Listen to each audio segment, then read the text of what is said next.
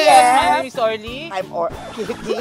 Kung sasagal ko kasi hindi natin nag-gagawin. Tonton. Ano yan yun? Bex Fest! Orly ka rin pala. Oo. Ang tagal natin din nag-shoot.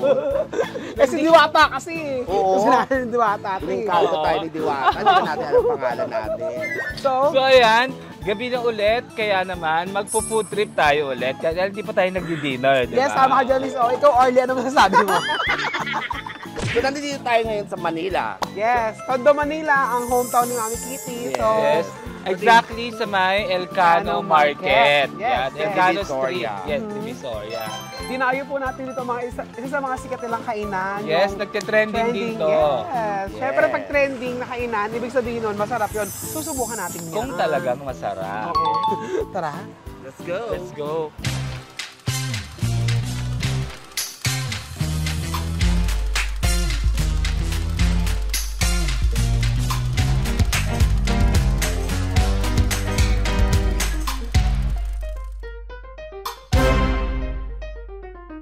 So yan, nandito tayo sa karinderya sa Elcano ni Mang Rolly B. Rolly B. Mamaya kakausapin natin si Mang Rolly B. Ano kaya yung B, no? At saka, ang ganda ng pangalan, no? Yung medyo katulog ng sikat na fast food chain. Yes, parang si Fast food Jolly. chain. Parang si Parang si Jollibee. Jolly. Yes. So, ang sikat dito sa kanila yung mga pansit. Oo. diba? And actually, yun sa pansit, ang sikat sa kanila, yung nilalagyan ng sauce ng dinuguan or sauce ng kaldereta. Depende kung anong sauce ang gusto mong ilagay. Yes, so anong trip mo? Yes, at murang pansit, 10 pesos. At pwedeng kalahati, 5 pesos. Ano si sinos ng pansit? Hindi ako nag- Alam niyo ba? Meron tayong bugs, laeng, meron tayong dinuguan, at meron tayong Tokwat baboy na may Tausi. tausi. Yes. At saka, Kalderetang buto. spare ribs. Yes, yan ang gusto ko. At ang kanilang specialty, lechon kawali. Nakita niyo po, dalawa na lang po yung pansit kasi talagang blockbuster. Oo. Magkakanin ho ako, titikim na lang ako ng pansit nila. So ito muna, tikman muna natin yung pansit nila na yung plain lang ha. Plain, walang Ito na sauce meron. sa ibabaw. Yes. Sarap yung pansit ha. Saka puro siya for 10 pesos. 10 lang ba? Yes. Tikman natin. Sarap. Sakto hindi pa ako nagde-dinner. Ay, oo, masarap. Blockbuster lagi ang pansit, nauna na ubos. Siyempre dahil high blood po ako, titikman lang po natin dito yung... Ito. Lechon kawali. Lechon kawali. Lang. Ay mo tingnan. Usually ganito ginagawa nila dito. Ibabaw nila yan. Tikman natin ng ganun. Sige. Para maano. Tikman natin siya ng ganun. Ang masarap ng ano. Ang gameche. Masarap din ha. Masarap. Perfect. Meron ko na na-try yung ano. Pansit na may dinuguan. Yes. Fairness. Cherry siya. Tsaka yung dinuguan ng sarap. Pangkanin. Correct. Napapaligaw. Masarap. At meron din nilang libreng sabaw. Actually, wala silang tindang lechon kawali this day. Talagang special na pinagluto nila tayo ng lechon kawali. Bukod sa dinuguan, ay si Gab pala ang anak. Si Gab. Hi, Gab! Bukod sa dinuguan, pwede din natin ilagay yung sauce ng ibang Isa po di salsa. At syempre nandun si Mang Kuya Rolly. Rolly. Hi, Daddy Kuya Rolly. Rolly. Say hi. Si Mang Rolly. Mamaya kakausapin natin si Mang Rolly. Siya po ang Derek Ramsey ng Elcano. Yeah. Sarap yung Masarap siya. Masarap din yung dinuguan. Tsaka hindi siya laman loob. Laman. Kaya ako matapang ako kainin siya. Tikman natin yung tokwat mama. Lasa At meron binigyan tayo ng special sauce daw ng lechon kawali. Alam mo talaga yung lasa ng tausi, no? May kakaiba siyang ano. Masarap kasi talaga sila magluto kasi si Mother, ang asawa ni Tatay Rolly is Kapampangan. Kapampangan. At saka, Benguet. ano yun? Yes. Well, syempre yeah. Western Union. Parang Kapampangan, Ilocano yata. Ang sarap ng dinuguan, ang sarap ng lechon, Lechon. kawali. Try natin yung sauce. Tikman natin yung kalderetang rebs. Alam mo yung lechon kawali kahit hindi mo sausaw. True. Kasi ang crispy talaga niya. Kasi At saka malasa. bagong luto siya. Malasa siya. Sarap. Alam mo yung laman pero may alat siya, no? Sarap. Masarap siya, walang semen. Kaya pala sabi ng mga nagkumakain sa interview ko kanina, bumabalik-balik daw talaga sila. Di ba ang tondo naman talaga babalik-balikan mo? Ako hindi na. Na naman. Hindi naman bumabalik-balik siya dito sa tondo, nakatira na siya dito. So far, okay sa akin yung dinuguan sa kayo ng Chonkawan. Tingnan natin yung iba.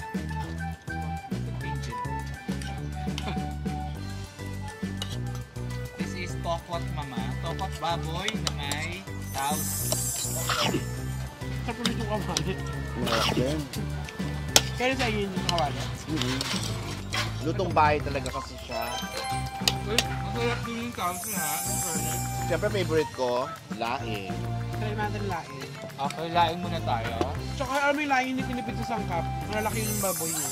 Magkano ang order pala? Ang order dito mga 65, 70 yung lechon, ganun lang siya kamura. Ito po ang good news. Kuya, isa pa pong anin. Ayan. Tingnan natin yung laing. Guys, hindi ho ako makanin sa vlog. Nakikita nyo naman. Pero dito ho, mapapanganin tayo sa sarap. Wa-edchos. Masarap kasi talaga, Joaquin. Sarap.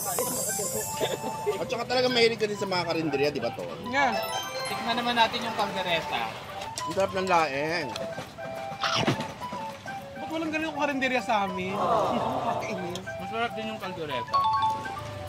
Joaquin, may try nyo dito. At parang iba-ibang mga menu nila everyday, di ba? Ano, kahit Mang Rolly. Yung fairness guys, ang sarap lahat ha. Pati yung sabaw nila, ang sarap. At saka nga pala, babayaran namin to ha. Mamaya bash nyo na naman kami. Para lang po Clarify. sa kalaman ng lahat, nagbayad po kami dun sa Diwata. Diwata ng pares at saka ng barbecue. Yung mga Delivery lang po ni Diwata yung chicken. Yung mga nag-judge po agad sa amin, hindi nyo po tinapos yung Hindi nyo po kasi nakita yung vlog. Ang sarap din yung sauce, no? Gusto ko yung mami, yung marami lamansin. Ang layo, pero pala ilapit. Yung sauce ng lechon kawali, pwede yung special Ayun sauce pala. nila or baka Try natin. Hindi ko pa na-try yung kaldereta. Pwede sa ito, Ton, kasi baboy naman siya. Kumain ako. Siyempre, mag-exercise ako. Gusto mo rin mo. Sarap. Hindi naman kumain ng lunch. So this time, babayaran na po natin yung kinain natin ha. Magbabayad po. Magkano po? Gabi ka. 480 pesos. Okay, yan. Oh. Ang dami nun, ha? Oo, ang mura dito ha. Keep the change na po. Give the change! Napakagalante talaga Oo, dito. 20. So ayan, this time, kakausapin naman natin si Mang Rolly o si Kuya Rolly. Ay, ito po si Kuya Rolly, guys. Yan. Hi po, Kuya Rolly. Hello. Doon tayo. It's me. Hindi, ayun, naisip lang namin Kuya Rolly, bakit po ba pansit ni Rolly B? Ano po yung ibig sabihin ng B? Yung pong B at yun big. Rolly big. Big. Big malaki. Ano yung big, kuya? Big eye. Big eye. Akala ko apelido niyo yung B. Hindi po. pala. Big po yun, big. Kasi ang tawag kasi sa akin dito, rolling mata eh. At dahil big yung eyes niyo. Hindi na po, singkit na po kayo. Ganun po talaga eh, nakasanayan po kasi rito yun eh.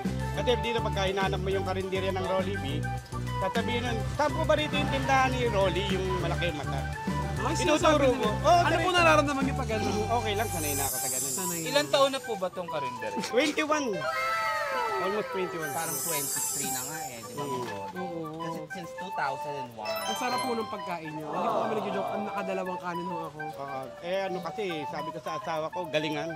Masayang pa niya yung pagluluto niya. Magaling talaga siyang magluto. Kahit ano ipaluto sa kanya pwede. Siya po ang nagluto yung asawa Opo, yung niyo. asawa ko talaga. Tapos, kung hindi niya kaya yung lasa, patitigin sa akin. Bawa, Taster.